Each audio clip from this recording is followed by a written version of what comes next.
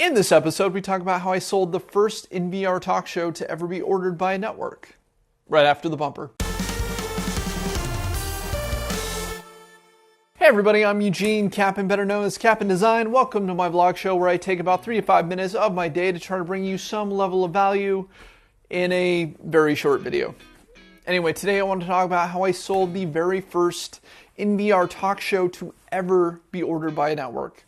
Now, just as some clarification, we did not create the first in-VR talk show. That actually belongs to Gunter's Universe in 2014.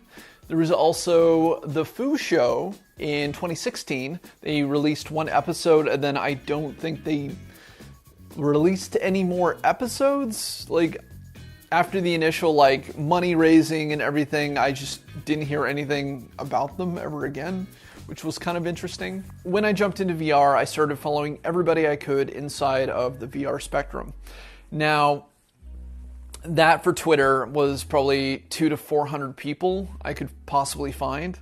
And it was very much a much smaller world a couple of years ago. And the guy that I started following just happened to have been hired at Altspace to help create 16 big shows on their network. And these were experimental shows. Nobody was getting paid. But some of those shows were like Reggie Watts, Justin Roiland, who created Rick and Morty, Sarah Silverman, Michael Cera, Tim and Eric had a show called Jash. ESPN, Bill Nye the Science Guy had a channel for a little while. So right after he saw that I was following him, he asked me if I wanted to take a meeting. I agreed, and we met inside of Altspace. During that meeting, we talked about what a show might look like, what sort of things they were building as far as functionality inside of Altspace, and he asked me, hey, do you want a show? We have a slot left.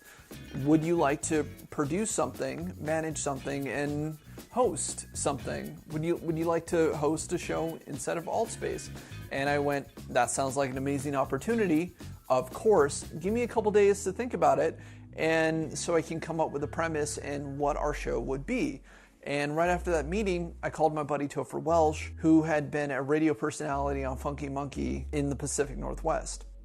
He promptly agreed because he thought it was the greatest thing in the world. We decided we would do, once a week to once a month, we would try to bring some level of celebrity in, and we were able to get some really cool friends to help us out, and it made the show viable as just an idea. Then Altspace, they actually went under. They went bankrupt.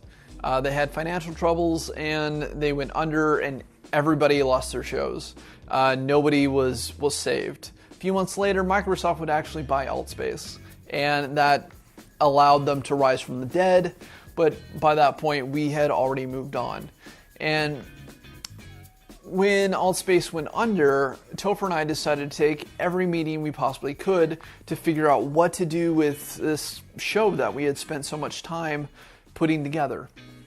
And the best offer we had was from this company called High Fidelity. Now, High Fidelity used to be Second Life back in the day. There are a ton of documentaries out there on the subject. If you have any interest, go ahead and check them out. They're really fascinating. Well, anyway, when VR seemed to be a thing that was going to take off, Philip Rosedale shut down Second Life and started High Fidelity as the predecessor to it. Most notably, it's supposed to be in VR to help, kick the metaverse, if you will.